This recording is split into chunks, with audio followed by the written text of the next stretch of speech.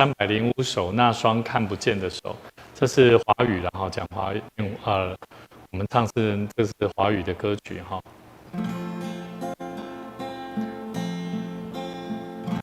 虽不见你，触不到你，但是我知你正在对我低语。哦，主耶稣，哦，主耶稣，我深知道，我随时就在这里，是你的手，定恒的手，重新抚慰我那破碎的心田，知你声音，温柔话语，再度填满我意志中的饥渴。后面我们练一下后面我心灵中的饥渴，要直接这样唱好，我们再一次从头一起来虽不见你，触不到你，但是我知你正在对我低语。哦，主耶稣，哦，主耶稣，我深知道你一直就在这里。第二小节，是你的手，定恒的手，同心抚慰我那破碎的心田，是你声音，温柔话语，再度填满我心灵中的饥渴。我们一起来祷告。主耶稣，我们感谢你，主，我们在你面前献上我们的感谢，感谢你真做我们生命的帮助。虽然我们有时我们看不到、摸不到你，虽然我们感触不到你的时，总是主你通过你的话语，用你的道，用你的真理的活命的话，搁一摆互我们来认捌。上帝，你是搁拯救我，在我们的生命中，你一直咧陪伴我，互我当我呼叫你的时，我呼求你的时，主你知影。你的确要赏赐平安，赏赐快乐给我们。愿上帝你，互我搁一摆会当通过你的话语，做伙来认捌，我们要伫彼此大道的顶面来敲找着上帝你美好的心意。当我将我下面的时间恭敬交托主，愿上帝你甲阮三个同在，祈祷恳求靠耶稣的名，阿门。好，大家平安哈。好，我们今天一起来看，耶稣的代祷，好。耶稣如何透过代祷的工作那我们上个礼拜也提到上帝一直在寻找代祷者，我们要成为一个代祷者，我们才能够帮助我们自己还有环境我们所面对的神所托付给我们的生命，我们要如何来回应神，来荣耀上帝。那今天我们要一起来看这段圣经节呢，也是耶稣他自己一生当中，他如何期待，他也在恳求他的父神马人讲这伊是咧当然伊是三位一体的上帝啦你若个注意用这个角度去看这一段他的祷告文其实有非常浓厚是非常清楚的呈现他自己也是一个神那我们一起来看耶稣他强调代祷的工作，也就是耶稣他如何活出一个代祷的生活。那在基督教的历史当中呢，留下一个伟大的世纪的属灵伟人哈，这也就是我们每一个人都是过着代祷的生活，所以我们必须要透过代祷的工作哈。那这个查尔斯·斯布真哈，也是19世纪的英国浸信会牧师，他也是他的思想是属于加尔文学派的啦哈。他讲过一句话说，代祷是属神的百姓之中有卓越模范的基督徒所实践出来的美丽德性啊。好，所以代祷救了多少人的灵魂？唯有代祷的能力证明此事。代祷没有不能成就的事。他说：“信徒们，你们手中握有强而有力的马达，好好的使用它吧。现在用信心使用它吧。”好，那这是他的名言。但是我们也要透过神的话一起来看，耶稣他怎么样明确的期待透过祷告当中求他的父神能够应许他自己的生命，还有他所身边的门徒，也都能够用生命来荣耀神。好，那他是透过祷告，所以这篇呢，也是我们的圣子耶稣基督他临别前他准备要受难以前的一个祷告。那我们一起来看约翰福音第17章，第17章，耶稣说了这话，举目望天。而且举目望天是一种在祷告当中的一个惯用手势他举目望天说：“父啊，时候到了，愿你荣耀你的儿子，使儿子也荣耀你。”所以他一开始他用愿你荣耀你的儿子，这是他第一次的祷告。他第一次的祷告里面，他讲到说，期待上帝父神你能够荣耀你的儿子，使儿子我也能够荣耀你。所以他的祷告可以让我们我们现在要看这个耶稣的祷告，我们好好去想看看，在我们的祷告里面有没有类似的这种渴望？就是我们在父神面前，在上帝面前，我们是否有这样的生命力？期待你的生命是能够荣耀神的。所以他说时候到了，也就是受难的时候到了。愿你荣耀你的儿子，使儿子也荣耀你。正如你曾赐给他权柄，管理凡有血气的，叫他将永生赐给你所赐给他的人。所以正如你曾经赐给他权柄，这里讲到两个东西，是这个耶稣基督他本身，上帝荣耀的具体的内容有两个东西，叫做权柄跟什么？永生。权柄跟永生这两个东西是这个耶稣他特别跟父神求赐给他权柄，可以管理凡有血气的。我被猛然逮给我们有没有权柄？如果照耶稣所讲的那样管理血气的，其实我们都有权柄所以我是觉得，当然你要把它详细的类比说权柄的东西是只有父神这个耶稣基督才有，我并不觉得。我觉得每一个人都有权柄，但是你怎么用，怎么用很重要。那这里讲到耶稣的两个权柄，就是权柄跟两个荣耀的具体的神性的东西，就是权柄跟永生。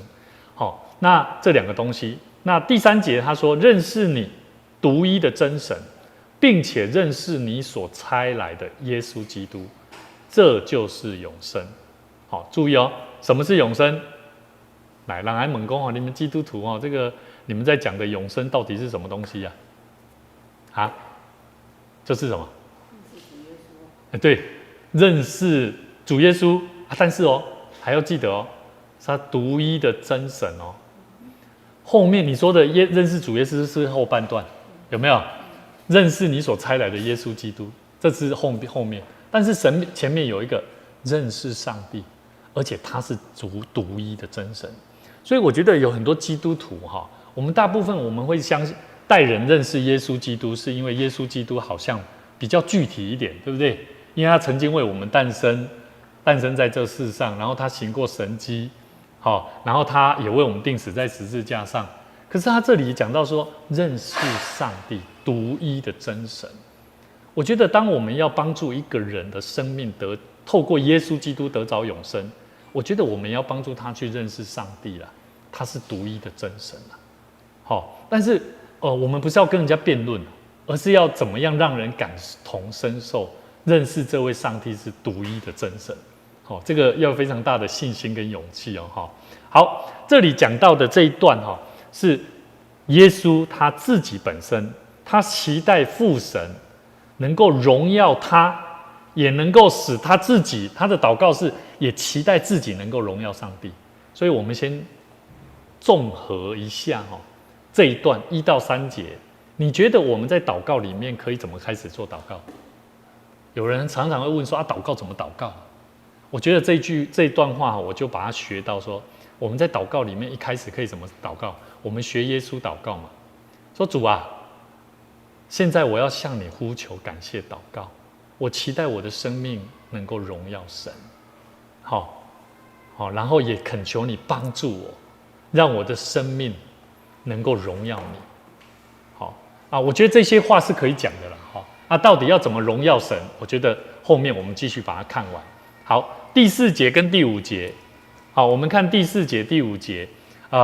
耶稣他继续说了，他说：“我在地上已经荣耀你，你所托付我的事，我已成全了。”这个基督我们知道基督是为了要救人，对不对？我在地上已经荣耀你哦。我们在上帝面前在祷告的时候，我不晓得你有没有我曾经遇过有人那个老一辈的很年长他很用心在教会的侍奉，而且他时常在传讲神的福音跟道理。然后当他在带领祷告的时候他就有点类似这样讲话，他就说：“主啊，我已经在上帝你的教会里面，已经那是要非常大的信心跟相信，说自己在神的面前没有亏欠了。你了解我的意思吗？他才敢讲这种话你懂吗？所以我记得当时候我就问我的父母亲，我就问我妈妈，我说妈妈，那一个人他祷告为什么可以这么讲，这么有信心的祷告？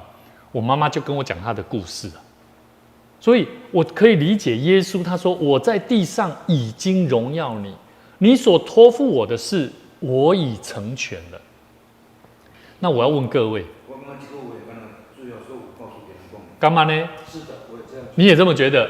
我觉得1到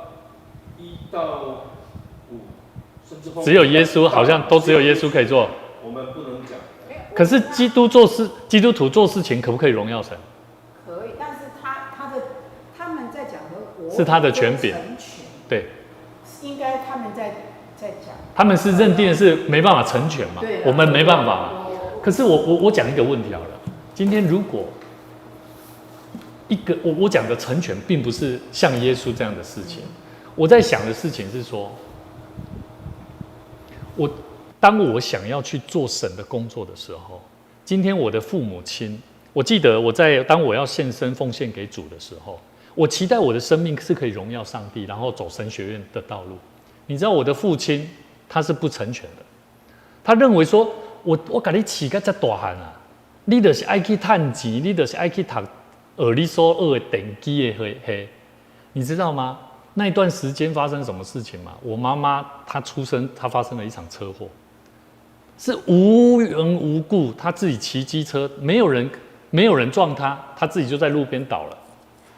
这我在讲的是见证当时候我的母亲她在床边就拉着我的爸爸，告诉我说：“让咱的囝去读神学院让他的生命去荣耀上帝。”这是不是成全？我现在问各位。在我的母亲，她在神的面前，她就像是上帝托付她把这个孩子生出来，然后有一天她可以奉献给神的时候，有没有可能需不需要成全？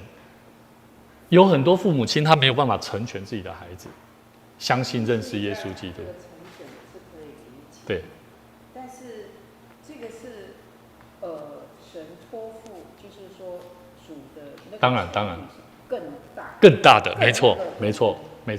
我们没有办法像主。好，那现在好了，如果你认识了主耶稣，你的家人都还没有认识主，上帝有没有可能托付你的事情，就如同耶稣一样，父神托付他希望他能够为了世上的人来成就上帝的爱。对基督徒来讲，我们有没有可能是被赋予上帝所托付的事情？有没有可能？懂我意思哈？哎，对对对。而是这种差别，那个主耶稣，我们跟主耶稣差别又不太一样。我懂，但是我要讲的是，我们在这地上，难道我们不就跟耶稣一样，要活出荣耀父神的生命吗？而且，好，我现在讲的是这个角度。对，我现在讲的只有这个角度，懂我意思哈？我并没有要剥夺我们跟耶稣一样哦，注意哦，不要把牧师的意思认定说我把我们自己的身份跟耶稣一样哦，而是说耶稣在他的祷告文里头，他是怎么尽忠在他的父神，父神所托付给他在这地上的事情。那为什么基督徒在这世上却没有办法？你了解我的意思吗？好，我在指的只有这样，单纯这样。所以第5节，耶稣说什么？父啊，现在求你使我同你享荣耀。我在想当然我们到底荣耀是一种很骄傲吗？我觉得并不是这种意思。我觉得荣耀不是那种骄傲，荣耀是今天假如有一个人因为我的关系可以认识父神上帝的时候，你知道那是一个非常值得高兴的事情。你了解我的意思吗？所以我觉得很多基督徒为什么他的生命无法彰显出上帝的荣耀，是因为第一个，光上帝的形象都不了解。所以咱圣经有一句话讲，你要真心、真善、真咱听出你的生活。这句话就是讲咱的本分嘛，真咱的。所以咱拢有有限啊，对，我知影。所以我无思想啦，我咧甲咱讲，咱即摆咧讲的是讲，咱要读上帝话，是要了解咱本身的生命。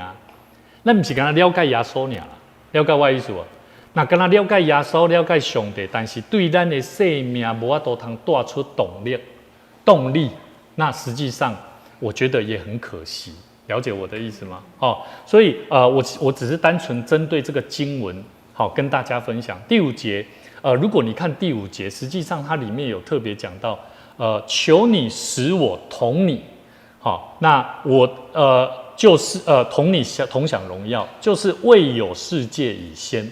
这里已经讲出耶稣跟上帝是三位一体的一个，在还没有世界以前耶稣就已经跟父神上帝就已经同等那个荣耀了，对吧？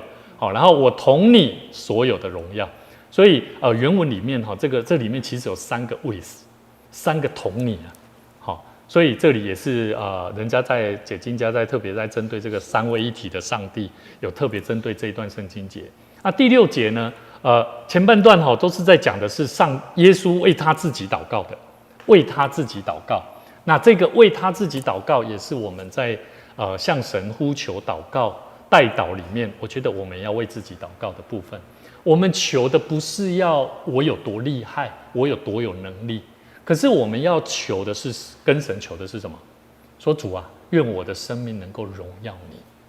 了解我的意思吗？重点是荣耀神的生命啊！懂了没有什么其他意思没有要跟耶稣比黑的傻逼公我看耶稣是同等的权利，不是那个东西大家不要误会。好，第六个是耶稣为门徒现在的门徒祷告的。他说什么？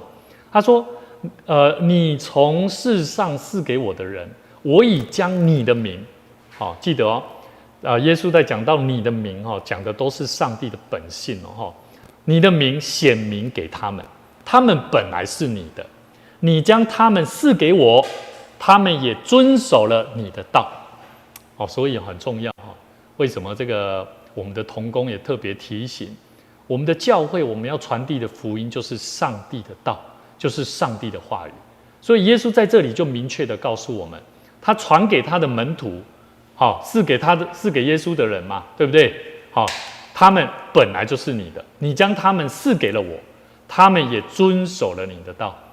第7节，如今他们知道，凡你所赐给我的，都是从你那里来的。好，第8节到我们要一起看到第10节哈。因为你所赐给我的道，我已经赐给他们，他们也领受了，又确实知道我是从你出来的，并且信你差了我来的。好，第9节，我为他们祈求，这是有没有很清楚？他在代祷了，对不对？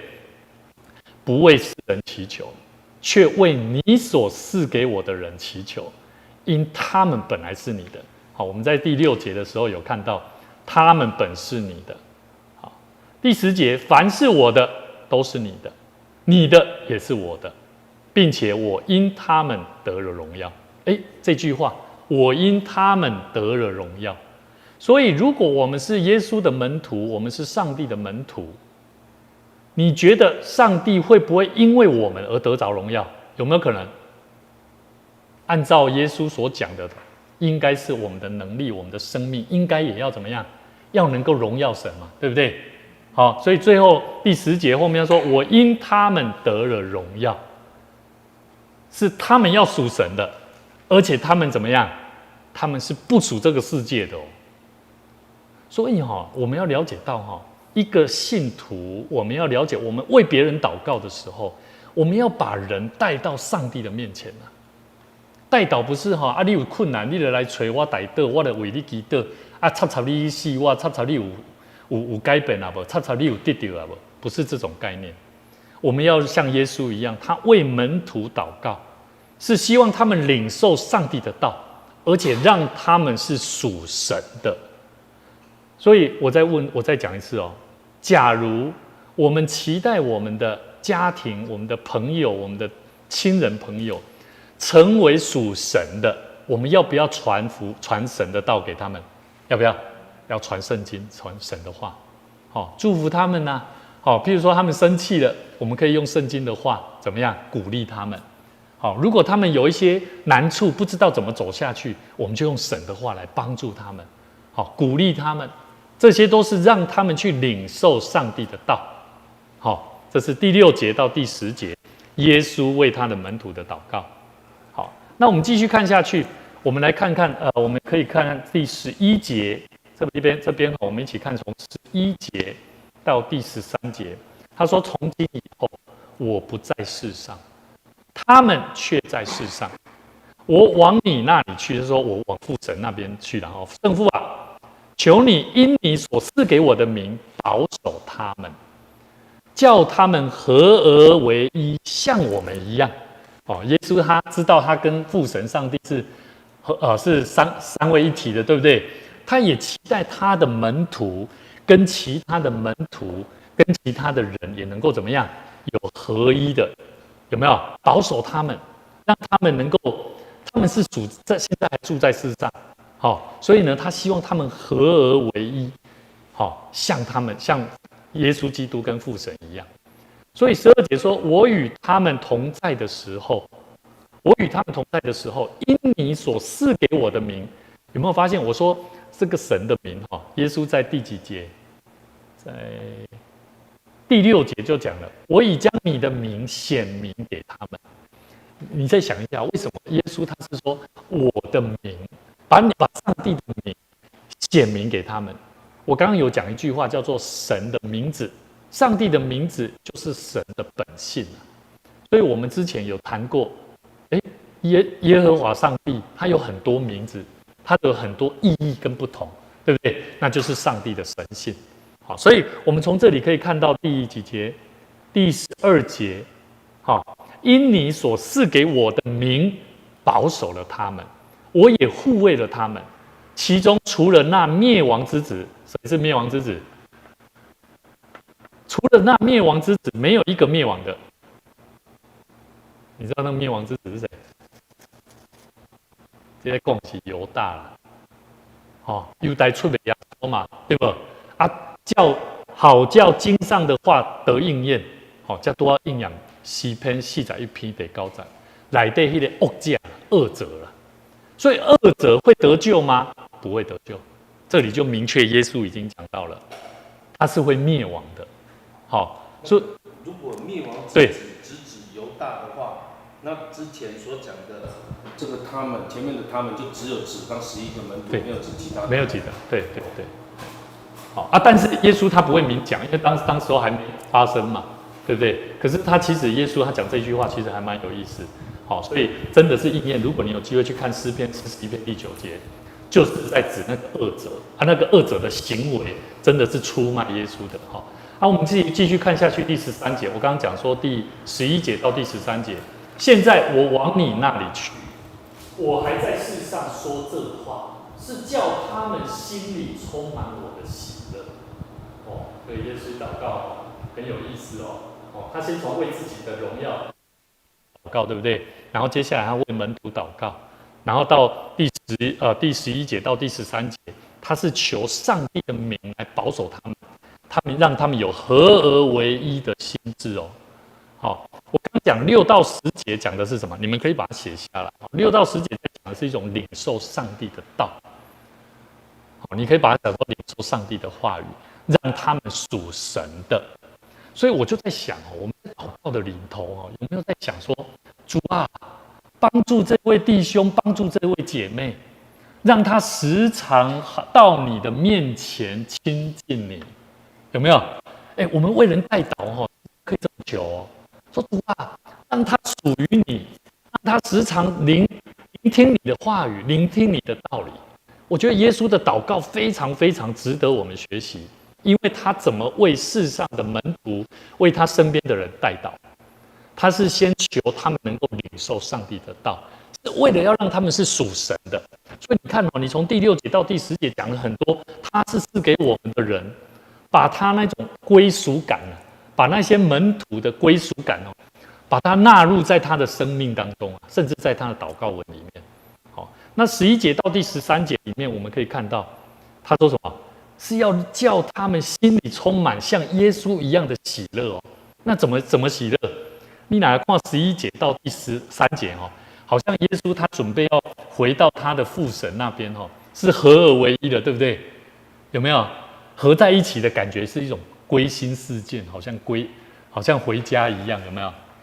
可是他回家了，并不是因为他自己高兴而已他期待他的门徒这些人也一样，跟他跟上帝一样，是合而为一的关系，所以他求上帝保守他们。好，所以这是第11节到第13节。好，那我们继续看下去，第14节。我们这一段我们可以看14节到第16节。好，我们只看14节到第16节，他怎么说？我已将你的道赐给他们，世界又恨他们，因为他们不属世界，正如我不属世界一样。这里这句话你认真给想起来我讲这一章17章，约翰福音17章里面，光世界就出现了18次了。属世的啦，属世界的这个世界就18次了。意思他在讲什么？耶稣他说了一个叫做不随俗的，咱无对这世界在行的基督徒我们是会被世界所憎恨的。有没有类似的？有没有类似？有很多时候人家都在看我们基督徒到底你有没有真的那么蒙福啊？有没有？真的是如此呢。我们的生命好像我们都在做这样的征战，我们到底依靠神？我们既然是以神为中心，那么我们的生活形态应该要如何呢？所以这里其实很值得耶稣他这么讲很值得我们好好去思考。他期待他让我们了解，我们要求上帝保守他们这些门徒能够脱离那恶者，使他们不属这世界。15节他说：“我不求你叫他们离开世界，只求你保守他们脱离那恶者。”有没有发现？所以基督徒有没有时常，假如说有些人会看我们基督徒安怎我们有没有时候都会很容易受伤？其实有时候会，有时候我们会信心比较不足，甚至我们也会难过，对不对？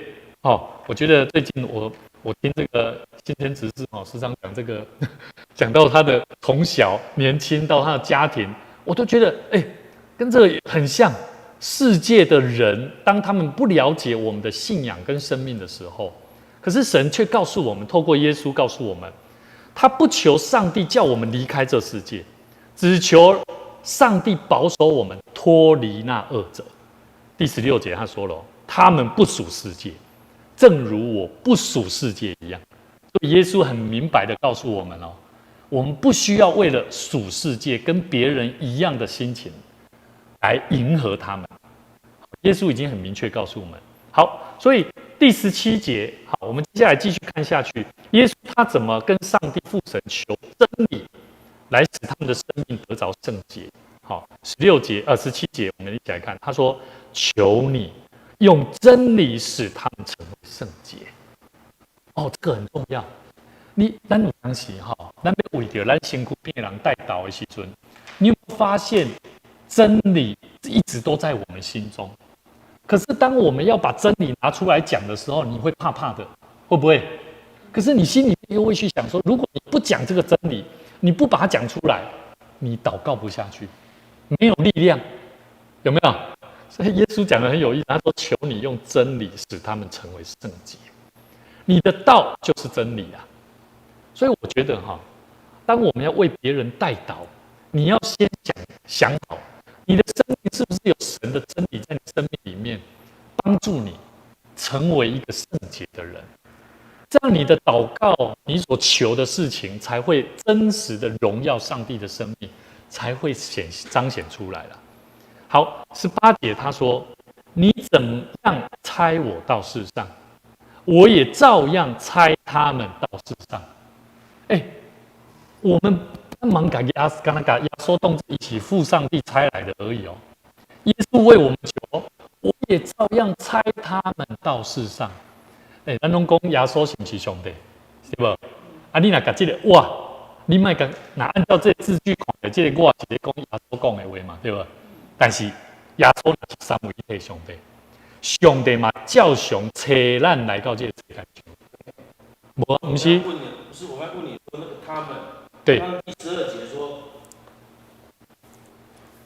我也不问他们，其中诸那灭亡之子，没有一个灭亡的。对。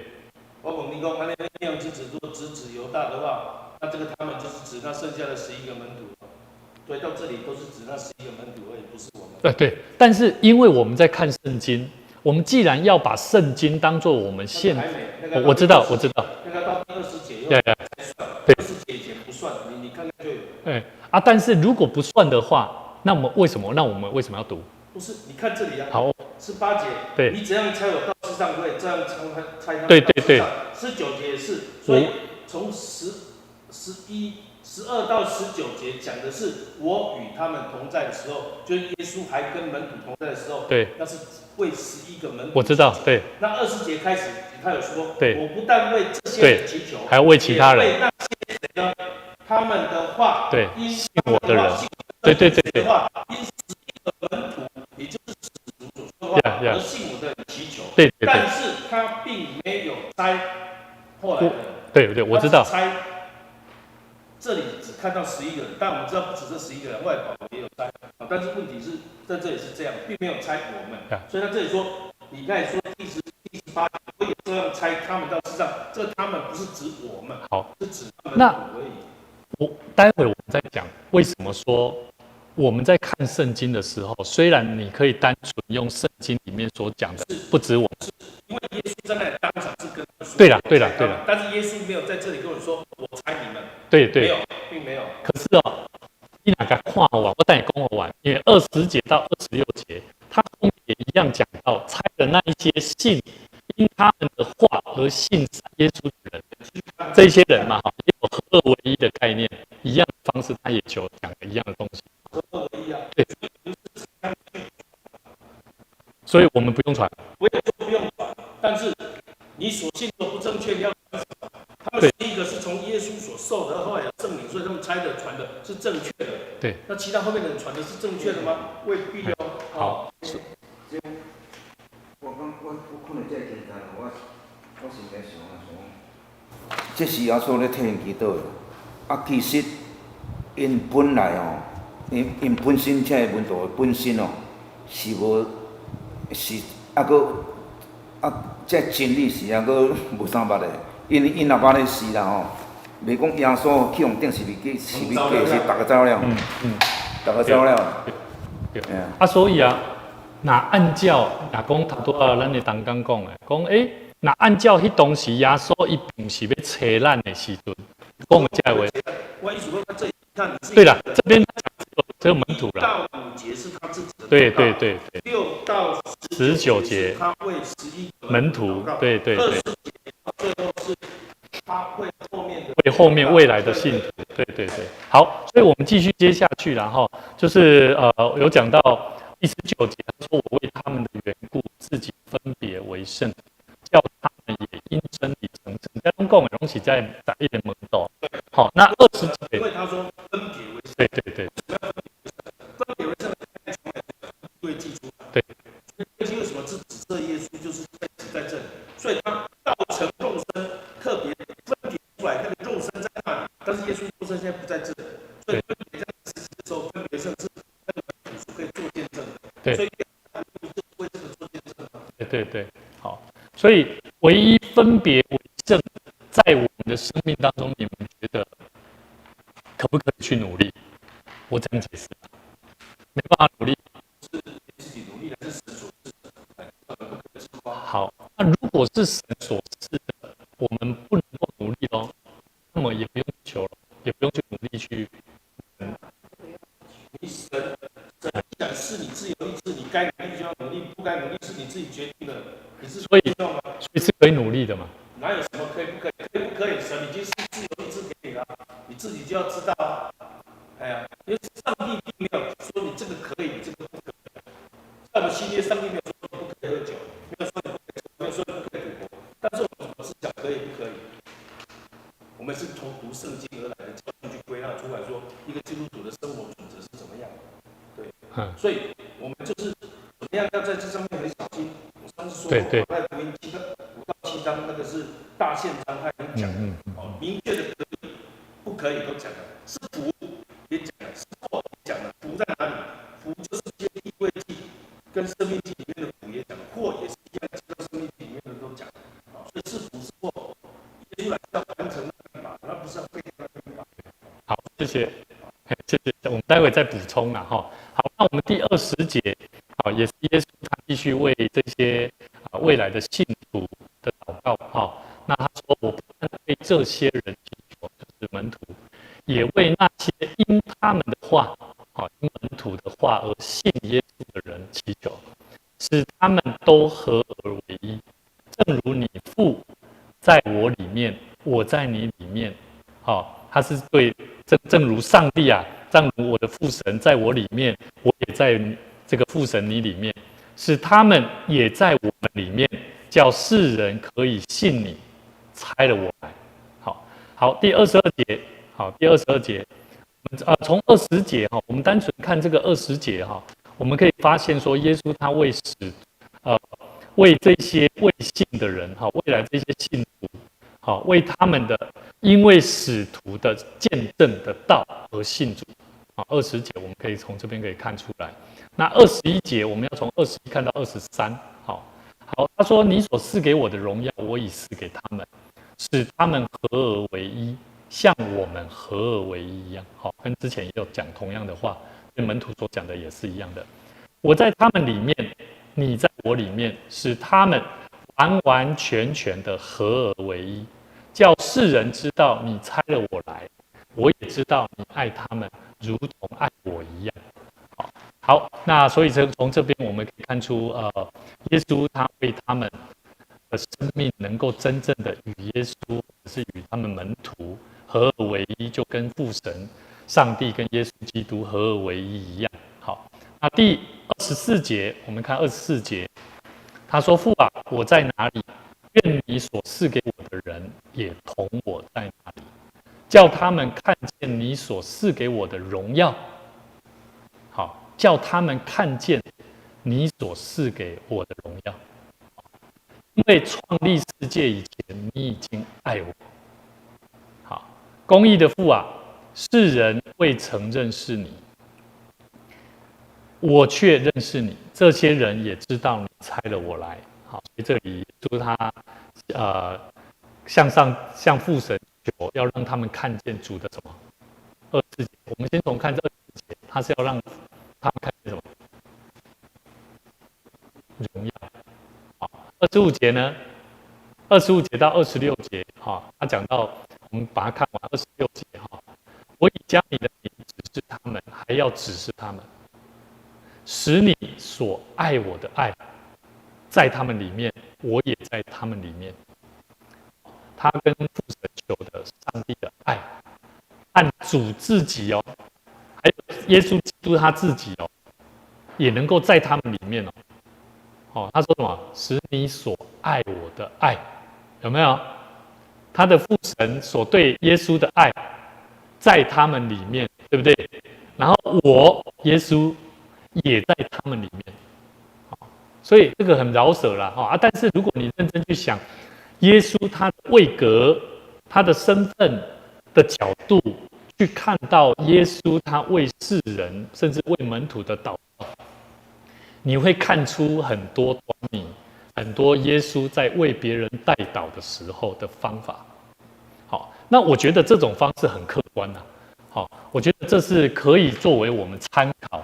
当我们要为别人代祷的时候，一个他们耶稣有没有求到荣耀？有没有？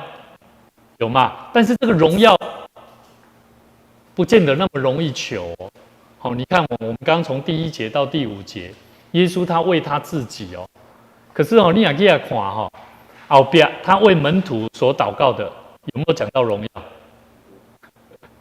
好像没有，对不对？对不对？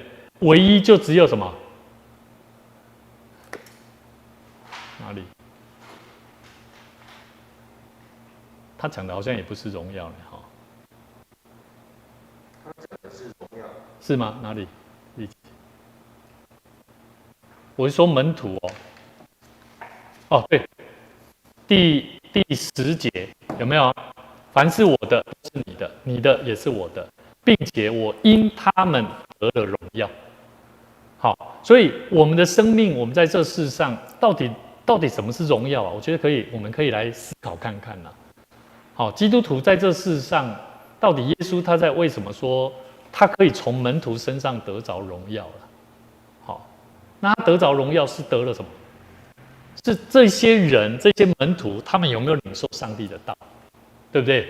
而且是确实知道耶稣他是有第8节，他有明确讲我已经赐给他们，他们也领受了，又确实知道我是从你出来的，并且信你差了我来。所以其实你要怎么确实知道你所领受到上帝的道？很简单，就是什么？你要知道耶稣是从哪里来，然后你要相信上帝差了耶稣来。你如果认真讲耶稣的他所讲的，到底怎么认定他门徒确实知道？第8节的后半段，我是从你出来的，并且信你差了我来。好，所以我凡是我的，并且我因他们得了荣耀。这个我的。对啊，所以我头都在问讲到底咱可以大家讨论看看这个串珠有讲，串珠写什么？串珠是有讲，串珠是说要看这个第几章？帖撒罗尼迦，我看一下，那是第10节嘛第10节，他是说帖撒罗尼迦后书1章10节。帖撒罗尼迦，帖撒罗尼迦，来，我们一起来看。后书1章10节，它是有串的。1章10节，后书。第几章后书，帖撒罗尼迦后书1章10节。1章对，1章10节，他说：“这正是主再来，要在他圣徒的身上得荣耀，就是要使一切信的人感到惊讶的那日子，因为你们信了我们对你们所做的见证。”在第9，我觉得从第9节这样开始看，他们要受惩罚，永远沉沦，与主的面和他的全能的荣光隔绝。他讲，其实这段都在讲的是基督再来的时候审判，要在他的圣徒身上得荣耀。依我解读是就是学生啊。所以保罗你哪看第11节，他说为此我们常常为你们祷告，愿我们的上帝看你们与他的呼召相配。这句我觉得重点是第11节啊，有没有？又用大能成就你们一切良善的美意和因信心所做的工作啊。所以这里都很实际的，还蛮明显的使我们主耶稣的名，照着我们的上帝和主耶稣的恩，在你们身上得荣耀，你们也在他身上得荣耀。所以按照帖撒罗尼迦后书第1章第12节的后半段，如果在我们的身上要得着荣耀，而且我们也要在他身上，在基督的身上得荣耀，我们就要怎么样？我们要能够与我们的呼召相配。你若比经算做张乐，你若比经算做什么款的工作，你就要尽忠，亲像上帝看你，跟你所呼召的是相配的。而且他后面11节说的大能成就你们一切的良善美意。我们心里面有没有些时候时常有一些很良善的美意？有没有？我们想要去帮助一个人，可是有些时候我们会觉得好像无能为力，对不对？可是我们可以求，我们说主啊，让我有足够的能力，能够把这个美好的心意带到有需要的人身上。所以他说后面还有因信心所做的工作。牧师也要问各位我们有没有时常用信心在做主的工作？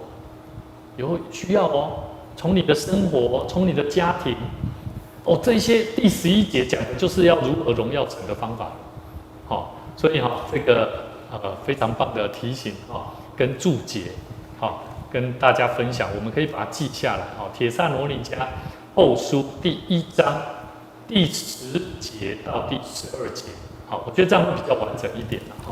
好，所以要荣耀神的方式，我们可以跟我们的呼召成为神的儿女，还有包含我们心里面的良善，还有我们信心的行动力上，我们都要能够实践出来了。好，那我们看我们今天看的这段圣经节有没有什么问题？如果没有，我们要继续用最快的方法，也是我们礼拜天牧师有带大家看的希伯来书第13章1到19节。那这一段圣经节为什么我说它也是代祷的一种？是因为在它的最后，我们这个礼拜我们是看到第几节？第16节还是17节，对不对？对不对？好，那我们这里我们继续把它看，我们看一下第18节。好，我直接念完好了，反正还有时间。第1节开始，你们务要常存弟兄相爱的心，不可忘记用爱心接待客旅，因为曾经有人这样做，在无意中接待了天使。要纪念受监禁的人，好像与他们同受监禁；要纪念受虐待的人，好像你们也亲身受虐待一样。婚姻人人都当尊重，共眠的床也不可污秽。因为淫乱和通奸的人，上帝必审判。不可贪爱钱财，要以自己所有的为满足。因为上帝曾说：“我绝不撇下你，也绝不丢弃你。”所以，我们可以勇敢地说：“主是我的帮助，我必不惧怕。人能把我怎么样呢？”从前引导你们传上帝的道给你们的人，你们要纪念他们。效法他们的信心，维护他们为人的结局。耶稣基督昨日今日一直到永远是一样的。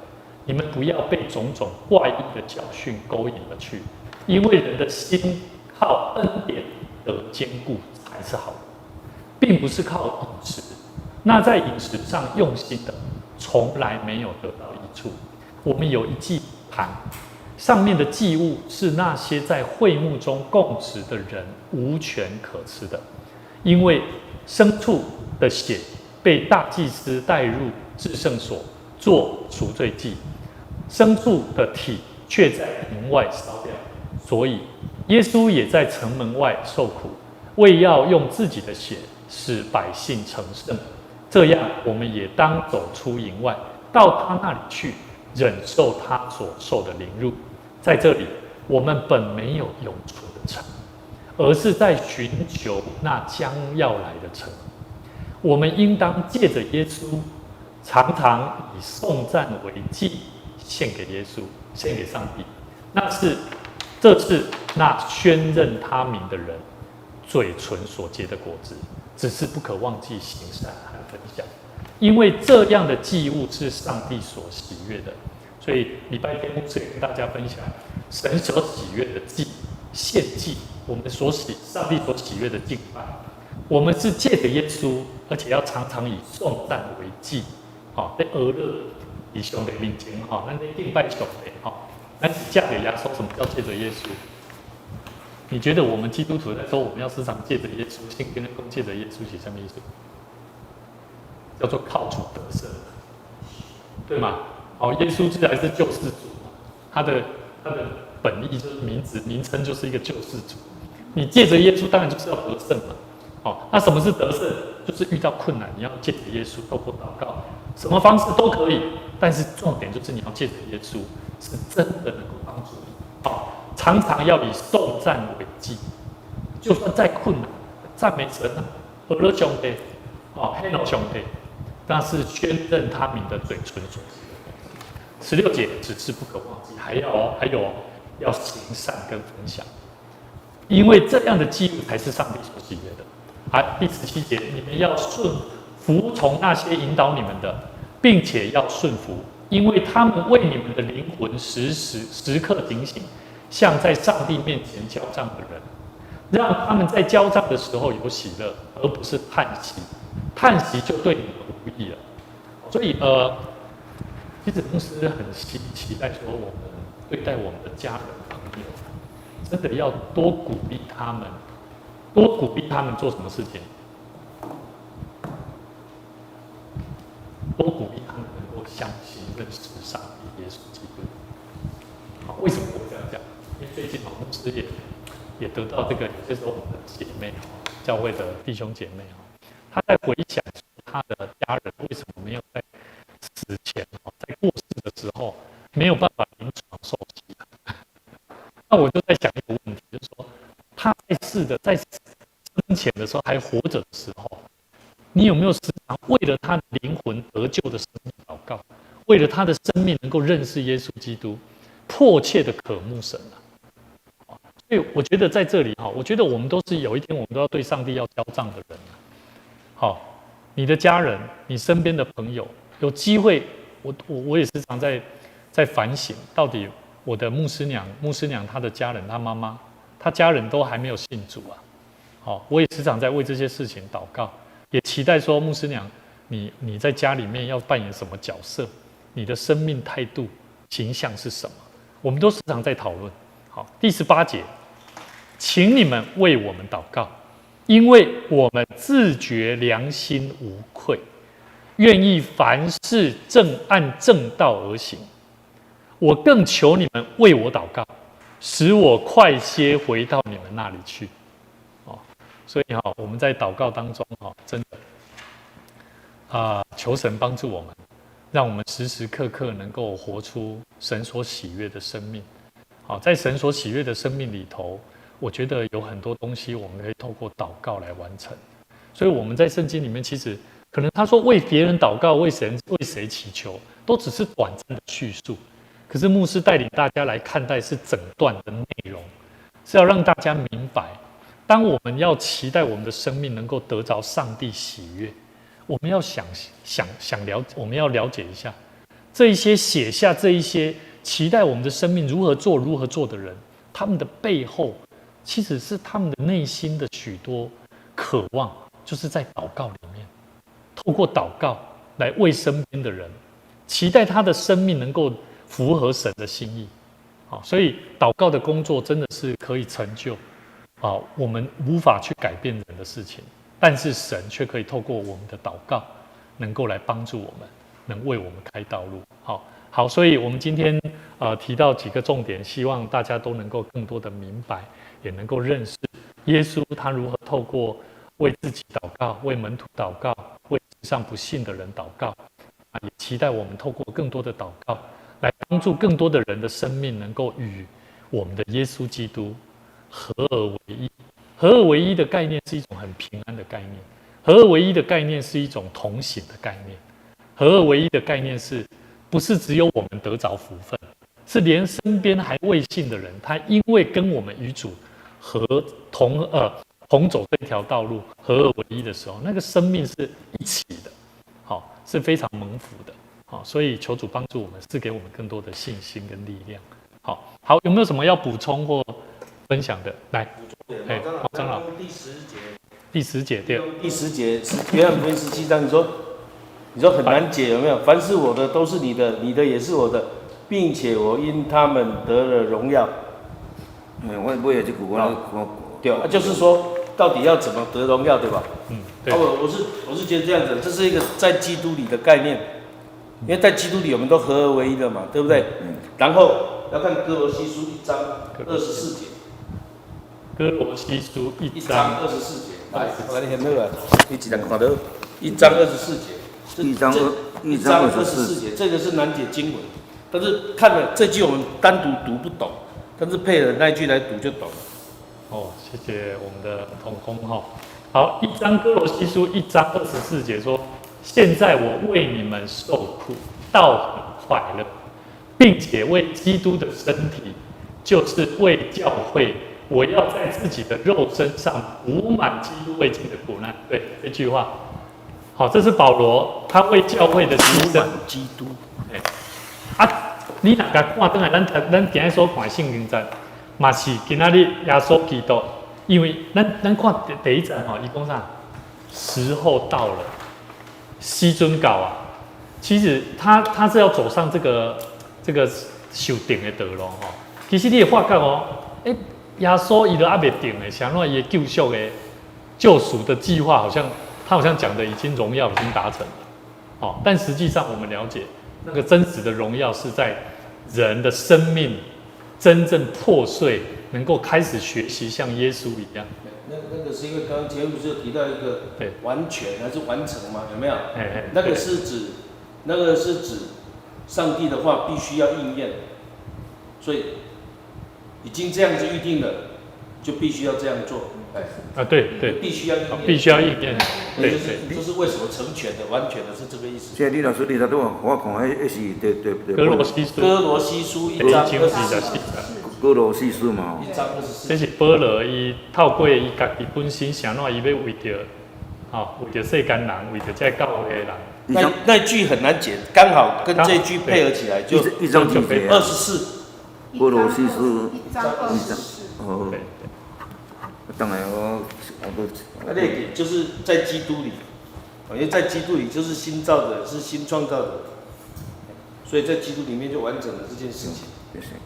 所以为什么我们还可以再把这个荣耀上帝，就是我们在我们骷髅山活着的时候做这些事情，因为我们已经跟基督常在一起，基督在我们里面，我们也在基督里面，所以我们是披戴耶稣基督去做这个事情。所以就补足了这一个缺陷，不管基督哪有缺陷，基督是上帝他没有缺陷。刚希伯来书讲的，你看到这一句希伯来书第10，刚刚讲的那个第8节，耶稣基督昨日今日一直到永远是一样的。这不是讲上帝他说耶稣基督，所以耶稣基督就是上帝，在此再次证明。所以耶稣基督在当时那一天跟门徒这样讲的时候。在今日依然是一样的，因为这上帝是没有转变的一个，他说的是就是是，就是这样子。好，谢谢哈。所以为主受苦，注意为主受苦是好的啦，就是荣耀上帝啦。对，安尼讲啦。结论就是这样。为主受苦啦，对，就是荣耀主啦。对，就是荣耀主。总结啦哈。咱这回同心来祈祷哈，我们一起来祷告。耶稣，我们谢谢你，透过你的话语帮助我们。我们晓得为主受苦的心志，在我们生命里面是何等的困难，但我们晓得，神你呼召我们，拣选我们成为你的儿女。我们更需要在生命的功课里面，更多的理解、了解、熟读你的话语，让我们的生命能够更多的突破，能够明白神呼召我们的心意。我们晓得，当我们的生命要为主而活，甚至为主而受苦受难，背起那十字架的道路是何等的不容易。但我们恳求神赐给我们更多的信心与盼望，带领你的每一个弟兄姐妹，你的羊群，走在合神的心意道路上，来得蒙神的喜悦。愿主你继续带领你的教会，还有我们在前面的道路。我们要为礼拜天来到我们当中的一对夫妻田弟兄，还有徐美凤，还有李梦佳姐妹，还有俊伟弟兄，我们为这些新朋友来献上恳求。我们也要为怀国，还有嘉荣姐妹，还有他们这一些刚进入教会的人来献上恳求。愿主你能够用你圣灵感动的话语，时时提醒他们的心智，时常回到上帝的面前来认识主，更多的与主亲近，与了解神的话语。透过祷告，透过读经，透过与神的亲近关系，我们相信我们的生命能够更多的智慧是从你的话语里面来得着。愿神继续带领我们，让我们的生命能够成为神的喜悦的儿女。在你面前献上感谢，祈求祷告，奉主耶稣基督圣名来求，阿们。